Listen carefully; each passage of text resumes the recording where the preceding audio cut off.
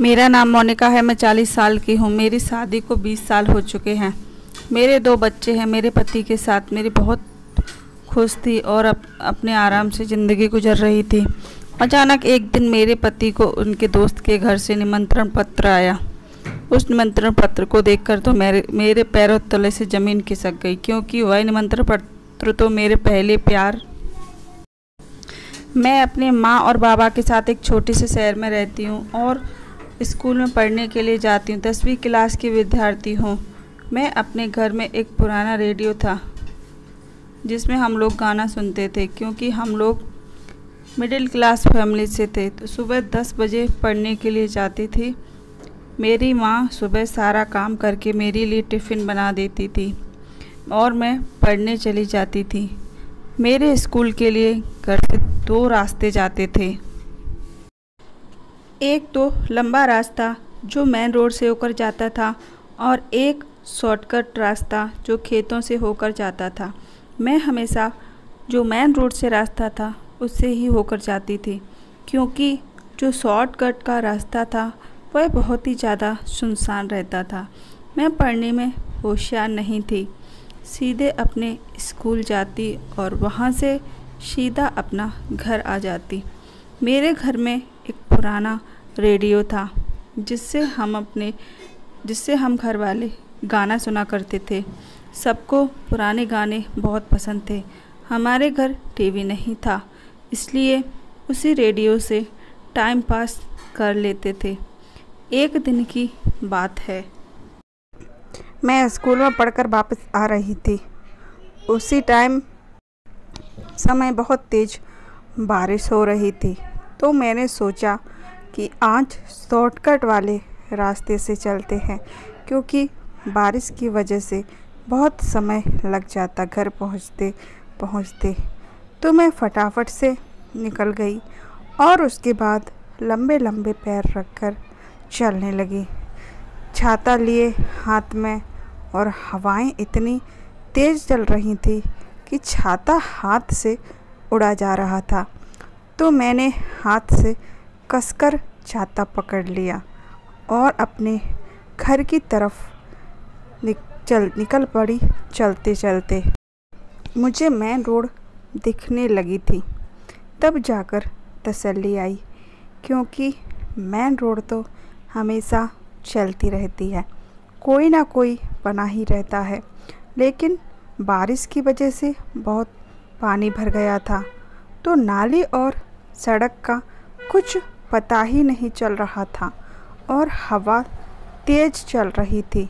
एक हाथ से छाता पकड़े, दूसरे हाथ में किताब।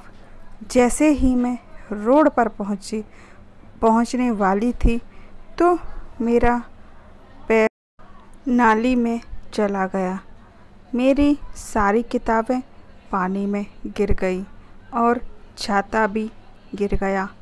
अचानक से मेरी मदद करने के लिए कोई आया।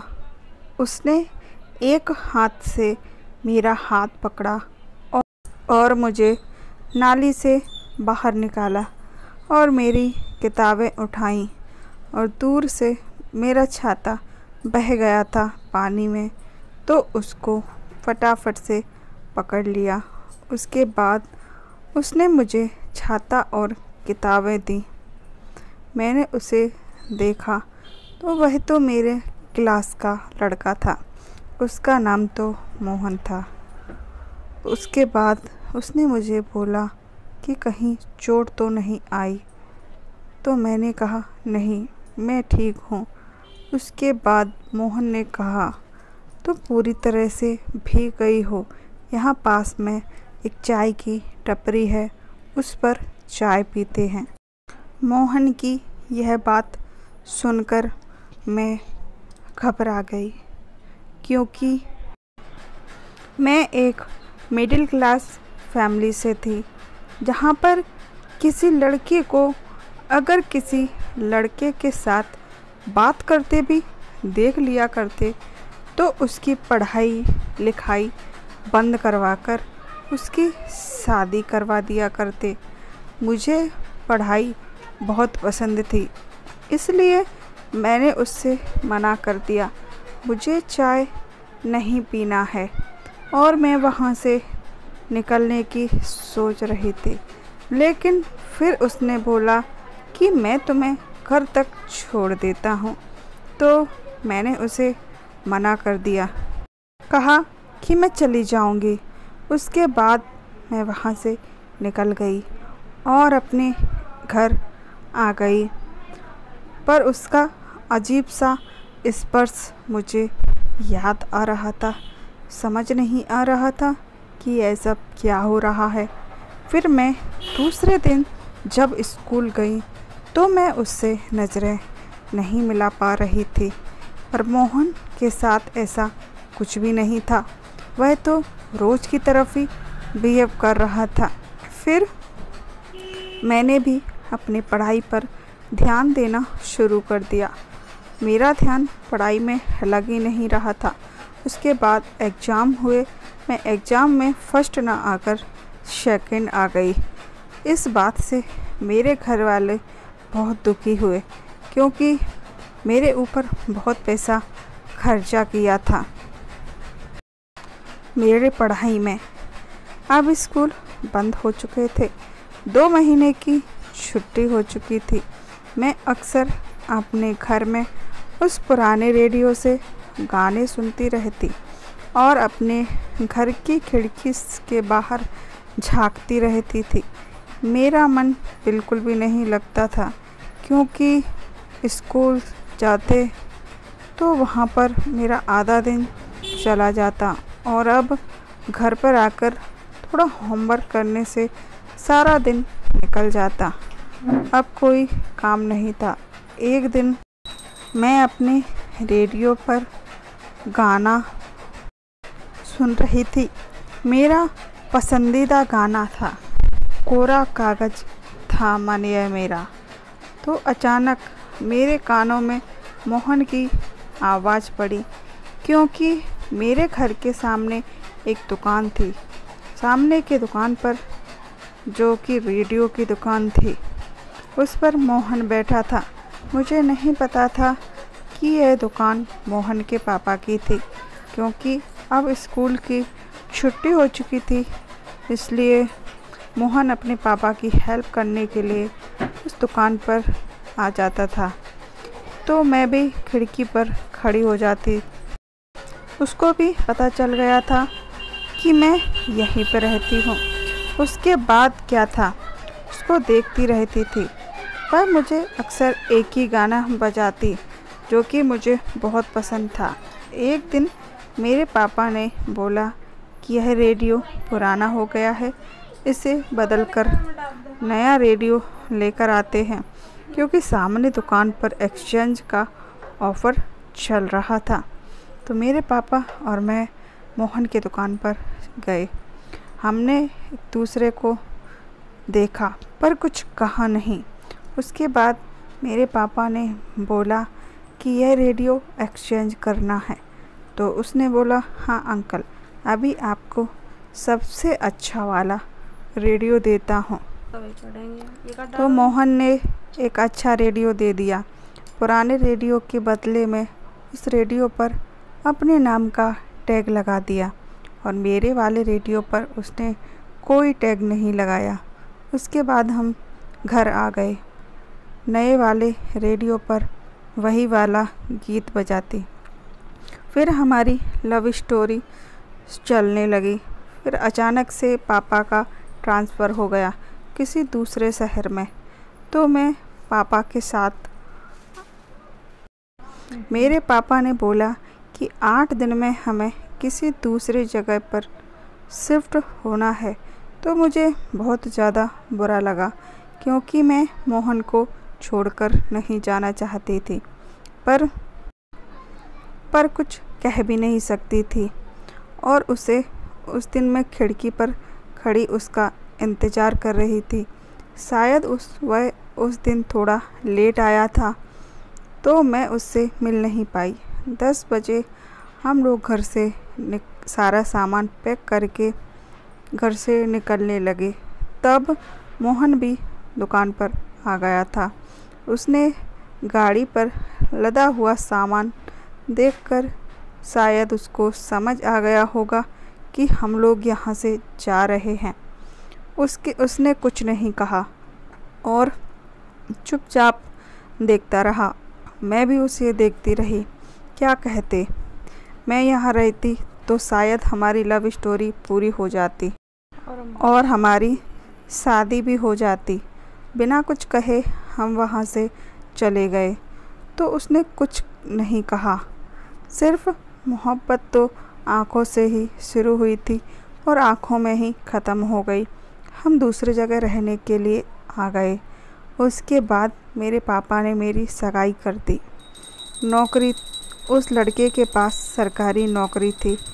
कुछ दिन मैंने मोहन को बहुत याद किया, बहुत मिस किया। मेरी सगाई जिस लड़के से हुई थी उसका नाम देव था।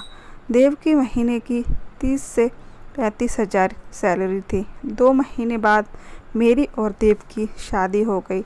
जिस रेडियो से मैं घर पर सॉन्ग सुना करती थी वही रेडियो मेरे पिताजी ने मुझे दहेज में दे दिया और मैं अपने ससुराल आ गई। मेरे ससुराल में सिर्फ मेरे पति ही थे। वह मुझसे बहुत प्यार करते थे, मेरी हर ख्वाहिश पूरी करते थे। जो भी कहती वह मुझे ला कर देते। मेरी शादी को 10 साल हो गए। मेरे 2 बेटे हो गए। हमारी अच्छी खासी ज़िंदगी गुजर रही थी। वैसे तो मैं यह चाहती थी कि मेरी एक बेटी हो, पर हमने सोचा कोई बात नहीं, बेटी नहीं तो क्या हुआ, बेटा तो है। एक दिन अचानक मेरे पति के दोस्त के यहाँ से शादी का कार्ड आया। मेरे पति ने मुझसे कहा कि मेरे दोस्त के बेटे की शादी है, हम लोगों को वहाँ जाना पड़ेगा। यह कार्ड आया है। मैंने जैसे ही हाथ में कार्ड पड़ा तो उस कार्ड में नाम के साथ फ़ोटो भी थे सबके। जैसे ही मेरी नज़र कार्ड के नाम और फ़ोटो पर पड़ी, मेरे पैरों तले से ज़मीन खिसक गई। यह तो मोहन का फ़ोटो था और उसका नाम भी था। अगर यहाँ जाएंगे तो शायद हमारी पुरानी बातें निकल कर आए और मेरा बसा बसाया घर टूट जाए, पर क्या कर सकते हैं। उनके बहुत ही ख़ास दोस्त के बेटे की शादी थी, जाना तो था ही। जैसे ही मैंने मोहन के नाम पढ़ा और उसकी फ़ोटो देखी तो मुझे पहले प्यार का एहसास हुआ। जो सब पढ़ के समय हुआ था वो मुझे याद आने लगा। हम लोग शादी में जाने के लिए तैयार होने लगे, हम दोनों और हमारे बेटे। उसके बाद हम लोग शादी में पहुंच गए। शादी में पहुंचते ही मेरी नज़रें मोहन को देखने लगीं, पर मोहन तो वहाँ पर था ही नहीं। मेरे पति के कुछ दोस्तों से मिलने लगे क्योंकि पहले से वह जानते थे, उनके दोस्त थे। कुछ देर बाद मोहन भी आ गया। मेरे पति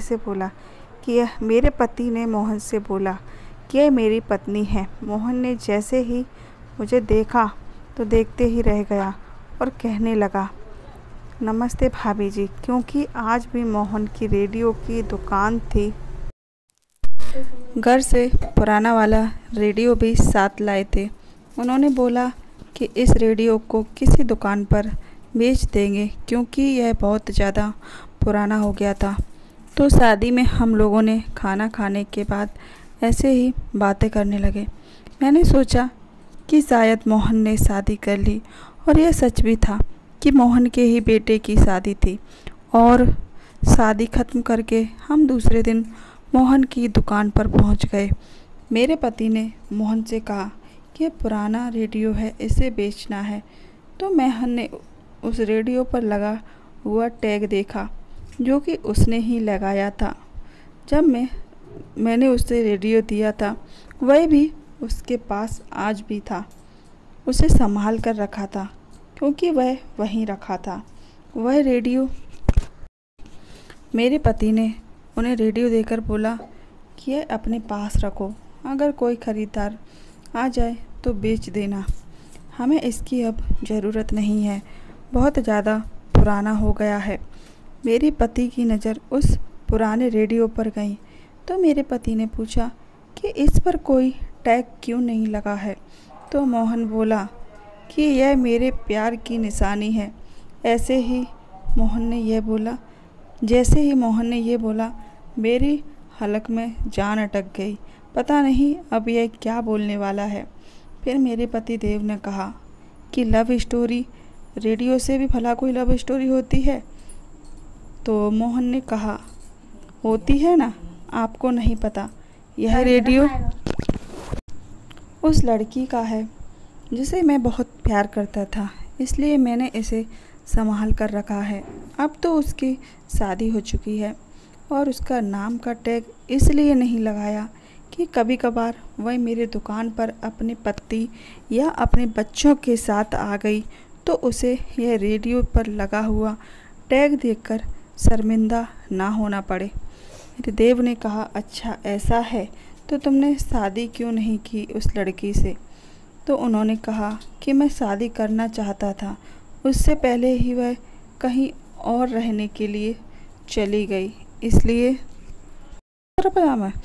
फिर मोहन ने चाय मंगाई और हम दोनों ने चाय पीकर पुराना रेडियो देकर वापस अपने घर आ गए। उसके बाद मैं कभी दोबारा मोहन से नहीं मिली और ना ही मैंने उसके बारे में कुछ भी सोचा। तो आज की कहानी आप लोगों को कैसी लगी? अगर अच्छी लगी हो तो चैनल को सब्सक्राइब ज़रूर कर लेना और मैं मिलूँगी आप लोगों से एक नई कहानी के साथ। तब तक के लिए बाय बाय।